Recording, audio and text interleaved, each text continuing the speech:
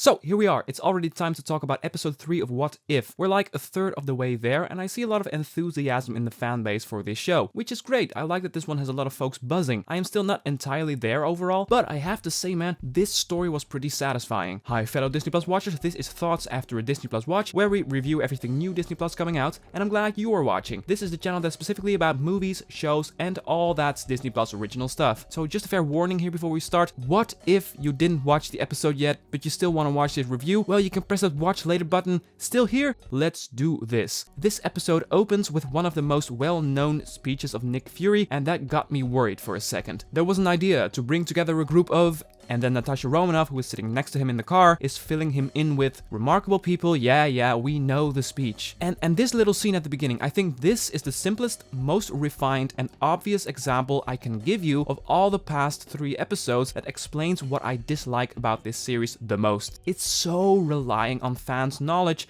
of what they remember and love about Marvel movies. A line like this is meta in a distasteful way, in my opinion, because it isn't how the scene would play out if it wasn't for the real live fans who remember what that sentence is supposed to look like. So I thought, oh man, here we go. 30 minutes of shameless fan pleasuring in 3, 2, 1, and then, quite unexpectedly, a really good story just starts to play out before our eyes. Folks, I don't know about you, but I think this one is by far the best episode. First thing we really see is Tony and Fury talking about the Avengers initiative, and mainly about Fury wanting to take care of him, and Natasha gives him the serum stuff, can't remember what they call it, which is supposed to make him feel relaxed, but quite shockingly, he dies from the serum that was meant to make him feel better. And then a little bit later we see how Thor dies, how Hawkeye dies, how Banner dies, all of these events that are separated and told within this Monday, Tuesday, Wednesday title cards, and the whole episode plays out like a sort of mystery detective story that happens to have superheroes in them. And in the meantime, Loki comes to Earth because he hears about his brother Thor being killed, and he comes for revenge.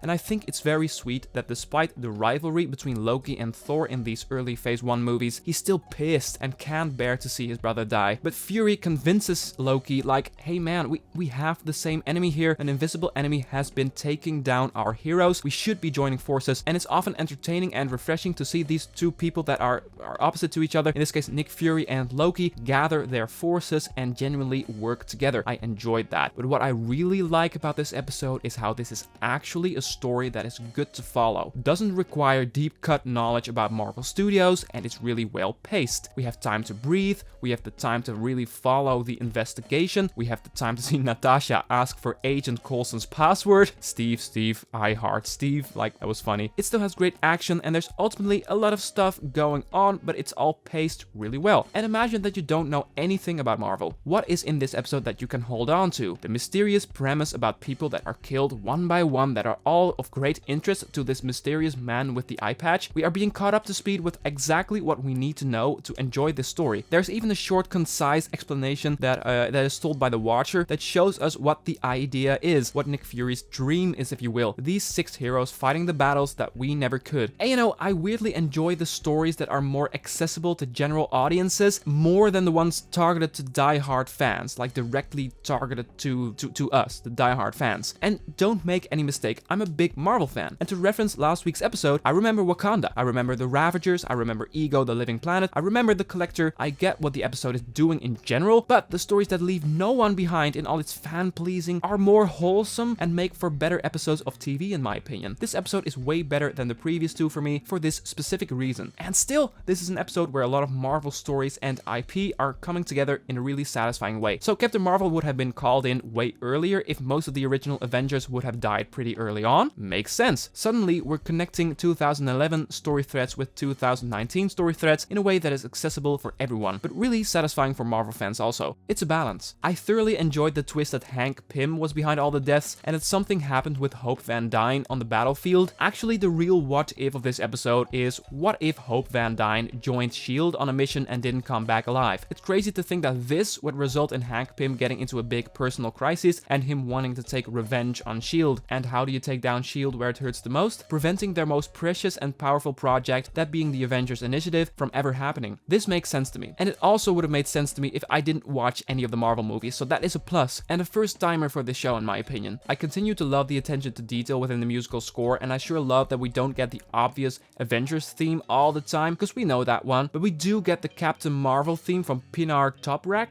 Sure hope I'm pronouncing her name correctly. And I think it's a nice touch that the composer Laura Karpman is not always going for the obvious choices and does repurpose themes that are way less known. Like, I remember all the themes because I'm a film score junkie, but Captain Marvel's theme is one of those themes that people really don't remember on top of their head, I believe. This is a cool mystery episode that combines a lot of Marvel IP with some good action. I mean, that fight between Natasha and Hank Pym in the library was super cool, a natural progressing story that can be enjoyed by everyone, and a surprising role from a broken Hank Pym, which is interesting to see. The finale at the graveyard had a great atmosphere to it, and Nick Fury doing Loki tricks with the help of his magic also really worked for me. As I said, two opposites joining forces because of a common enemy is often enjoyable to watch. This is the first episode of What If where my general feelings are positive. I also like things about the T'Challa one, but this is a good story. I'm thinking about wrapping this up. Thank you so much for watching. I'm curious, what did you think of this episode? Be sure to let me know in the comment section. Don't forget, if you enjoy the idea of discussing Disney Plus content with us, that red button looks familiar, right? And if you're interested in thoughts on previous episodes, it's all in the description, or you can browse the channel page. Did you like this video? Then be sure to consider giving that a click.